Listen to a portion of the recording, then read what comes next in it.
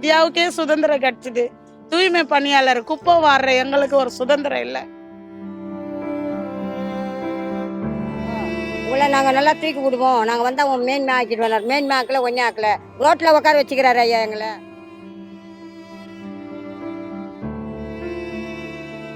நாய் செத்தா தூக்கணும், பிளட் எடுக்கணும், எல்லாத்தையும் சீர் பண்ணோம். இந்த துப்புர பணியாளர் தேவை.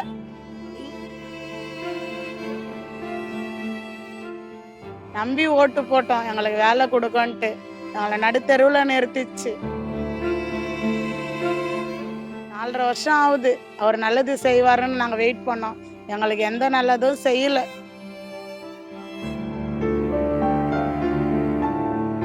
இந்த ஆட்சிக்கு ஓட்டு போட்டு நாங்கள் வர வச்சதுக்கு அவங்க கையால் சாவுற பாக்கியம்னா எங்களுக்கு கிடைக்கட்டும். நாங்கள் செத்து போகிறோம். ஐயா நாங்கள் வரதா போயிலேருந்து நாங்கள் கஷ்டப்பட்டோம்.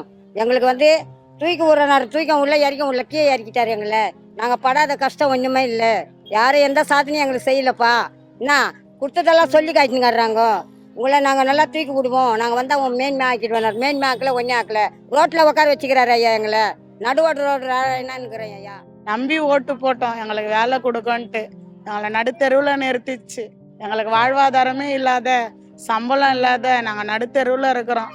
இந்த அரசாங்கம் கம்மன் தான் இருக்குது. எங்களுக்கு ஒரு பதில் சொல்லலை, எங்களுக்கு ஒரு நல்ல முடிவு சொல்லலை. அவர் சொன்னார், நான் ஆட்சிக்கு வந்ததும் பணி நிரந்தரம் பண்ணுறேன்னு சொன்னார். அதனால தான் எல்லாம் சேர்ந்து அவருக்கு ஓட்டு போட்டோம். ஜெயிச்சு தான் அவர் என்னன்றாரு, எங்களை விட்டுட்டாரு. 4.5 வருஷம் ஆகுது. அவர் நல்லது செய்வாருன்னு நாங்கள் வெயிட் பண்ணோம். எங்களுக்கு எந்த நல்லதும் செய்யலை. எங்களுக்கு வேலையே இல்லை. வேலையை விட்டு தூக்கிட்டாரு. வெளிநாட்டில் கம்பெனிக்காரனுக்கு கான்ட்ராக்ட் விட்டுட்டாராம். கான்ட்ராக்டில் போய் சேர்ந்துக்குங்க, 5000 ரூபாய் சம்பளம் தருவாங்கன்றாங்க. 5000 சம்பளத்தில் எப்படி விற்கிற விலைவாசியில் குடும்பம் பண்ண முடியும்? நான் ஆட்சிக்கு வந்ததும் பணி நிரந்தரம் செய்கிறேன்னு பொய்யான வாக்குறுதியை குத்து எங்களாண்ட ஓட்டு வாங்கி அவர் ஜெயிச்சுட்டு எங்களை வேலையை விட்டு தூக்கிட்டாரு. இந்த அரசாங்கம் பண்ணுறது அநியாயம். இதை தட்டி கேட்க யாரும் இல்லை. சென்னையில் பிறந்து சென்னையில் வாழுறோம் நாங்கள். எங்களுக்கு ஒரு வாழ்வாதாரம் இல்லை. சுதந்திர தினம் வருது, இந்தியாவுக்கே சுதந்திரம் கிடைச்சிது. தூய்மை பணியாளர் குப்பை வாடுற எங்களுக்கு ஒரு சுதந்திரம் இல்லை. எங்களுக்கு பணி நிரந்தரம் இல்லாமல் சுதந்திரம் கிடையாது. நாங்கள் எதுவுமே கேட்கல. பணம் கொடு, வீடு கொடுன்னு கேட்கல. எங்கள் வேலைக்கான ஊதியத்தை கொடு, எங்கள் வேலைக்கான அங்கீகாரத்தை கொடு, எங்களை வேலையில் திரும்ப அமர வை. அவரை கையை பிடிச்சி நாங்கள் கேட்குறோம், காலை பிடிச்சி. எங்களுக்கு ஒரு நல்லது செஞ்சால் அவருக்கு புண்ணியமாக போகும்.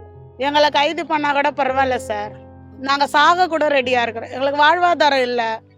எங்களை இனிமேல் எப்படி வாழ முடியும்? பட்னிக்கு வந்து சாவறது, அவங்களே சாவடிக்கிட்டோம். அவங்களே இந்த ஆட்சிக்கு ஓட்டு போட்டு நாங்கள் வர வச்சதுக்கு அவங்க கையால் சாவுற பாக்கியம்னா எங்களுக்கு கிடைக்கட்டும். நாங்கள் செத்து போகிறோம். இப்போ கொரோனாவில் உழைச்சிருக்கிற, வர்தா புயலில் உழைச்சிருக்கிற, என்ன எல்லா புயலுக்கும் மழையிலையும் காற்றுலையும் முதல்வர் ஏரியாவை பார்க்க வந்தால் கூட அவருக்கு முன்னே நாங்கள் தான் இருப்போம். நாங்கள் இருந்து கிளீன் பண்ண பிறகு தான் அவர் ஏரியா உள்ளவே வருவார். அந்த மாதிரிலாம் நாங்கள் கஷ்டப்பட்டுருக்குறோம். கஷ்டப்பட்டவங்களை இப்போ என்ன செய்றீங்க, வேலையில் கான்ட்ராக்டில் போங்கன்றீங்க. நாங்கள் 14 வருஷம் ஓய்ச்சிட்டு திரும்பி புதுசாக போய் கான்ட்ராக்டில் சேர முடியுமா? அது அவங்க இன்னைக்கு நேற்று வந்தவங்க 15,000க்கு உக்காந்துருப்பாங்க. நாங்கள் போராடி 23,000 வாங்கியிருக்கோம். அந்த 23,000 நாங்கள் விட்டுட்டு போய் 16,000க்கு நாங்கள் போய் எப்படி வேலை செய்ய முடியும்? அதே எங்களுக்கு வயசு கூட போயிடுச்சு. இதில் வயசும் போயிடுச்சு. அதில் சின்ன பொண்ணாதான் கான்ட்ராக்டில் கேட்குறாங்க. அப்போ நாங்கள் எங்கே போகிறது? அதனால எங்கள் வேலையை எங்களுக்கு கொடுங்க. தயவுசெய்து உங்கள் காலில்னாலும் ஊரை, நீங்கள் பெரியவங்களோ சின்னவங்களோ. நாங்கள் அப்படி இல்லையா, மழையிலையும் காற்றுலையும் பனிலையும் வேவாத வெயிலையும் என்ன நாங்கள் லோல் பட்டு லொங்கஞ்சி எல்லாமே ஊரு இப்போ துணி. அவர் சொன்னார், சின்ன துணை முதல்வர் சொன்னார், நான் காலையில் வாக்கிங் போகிறப்போ ரோடு பார்த்தா கிளியராக இருக்கும். அப்போ யாருன்னு பார்த்தா தூய்மை பணியாளர்கள் தான் இருப்பாங்கன்னு சொன்னார். அந்த சொன்ன வார்த்தைக்காக எங்களுக்கு நிறைவேற்றணுமா இல்லையா? நாங்கள் பண்ண வேலைக்கு எங்களுக்கு நன்மை செய்யணுமா இல்லையா? இந்த மாதிரி நடுவாட்டில் உட்கார வச்சா நாங்கள் என்ன பண்ண முடியும்? எங்கள் குழந்தை குட்டிங்களாம் நாங்கள் என்ன பண்ணுறது? எப்படி படிக்க வைக்கிறது? எப்படி வாடகை கொடுக்குறது? எப்படி நாங்கள் சோறு துண்டுறது? நாங்களும் கூட ஒரு மனுஷங்க தானே. கவர்மெண்ட் வேலையை இவ்வளோ காலம் செஞ்சாங்கன்னா கவர்மெண்ட் வேலை செஞ்சு ரிட்டையர்ட் ஆகி போமா வீட்டுக்குன்னு சொல்கிறதுக்கு கூலி வேலை தானே செஞ்சுக்கிறோம். அந்த கூலியே எங்களுக்கு கொடுங்க, அந்த வேலையை எங்களுக்கு கொடுங்க, நாங்கள் அதையே செய்கிறோம். எந்த ஆட்சியில் இருக்கிறவங்களும் பார்க்கல. ஏதோ சின்ன சின்ன கட்சிக்காரங்க சோறு கொடுக்குறாங்க. சின்ன சின்ன கட்சிக்காரங்க போறவங்க எங்களுக்கு சாப்பாடு கொடுக்குறாங்க, தண்ணி கொடுக்குறாங்க. இந்த கட்சிக்காரங்க யாருமே எங்களை பார்க்கல. நான் ஆட்சிக்கு வந்தால் உங்களுக்கு நிரந்தர பணி போடுவேன்னு கையெழுத்து போட்டுக்கிறாரு. அந்த பேப்பர் இருந்தது. செத்து போனமா இருந்தாலும் நாங்கள் தூக்கணும், நாய் செத்தா தூக்கணும், பிளட்டு எடுக்கணும், எல்லாத்தையும் சீர் பண்ணோம். இந்த துப்புரவு பணியாளர் தேவை. இந்த நான் 16 வருஷம் ஆகுது.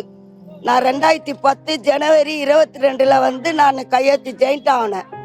இன்னைக்கு எங்களுக்கு வேலை இல்லை. என்ன மாரி பெண்கள் 1000 பெண்கள், அந்த 1000 பெண்களும் இதே கஷ்டத்தில் வந்தவங்க தான். குடும்ப கஷ்டத்தில் வேலைக்கு வந்தோம்.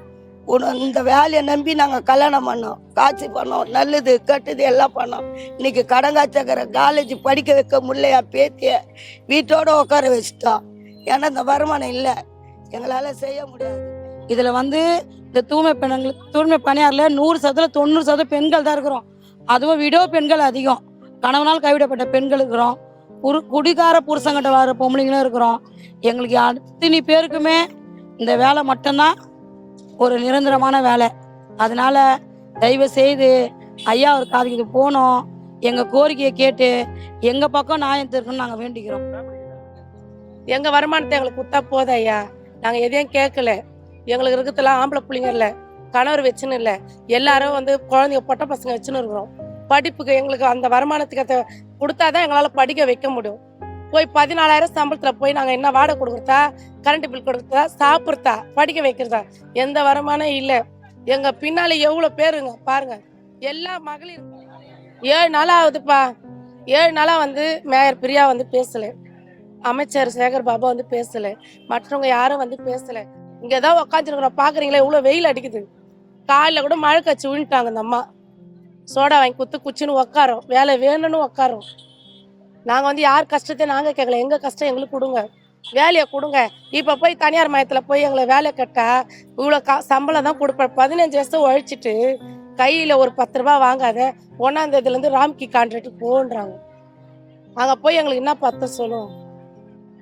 அதுக்கு தான் நாங்கள் உக்காந்துருக்கோம். நல்ல பதில் கொடுப்பாங்கன்னு உக்காந்துன்னு இருக்கிறோம். நல்ல பதில் கொடுக்கணும். முதலமைச்சர் ஐயா நல்ல பதில் கொடுக்கணும். இதுக்கு முன்ன ஆட்சியில் செஞ்சாங்களான்னு கேட்குறாங்களே, இதுக்கு முன்ன ஆட்சியில் செய்யலன்னு தான் உங்களை உட்கார வச்சோம்.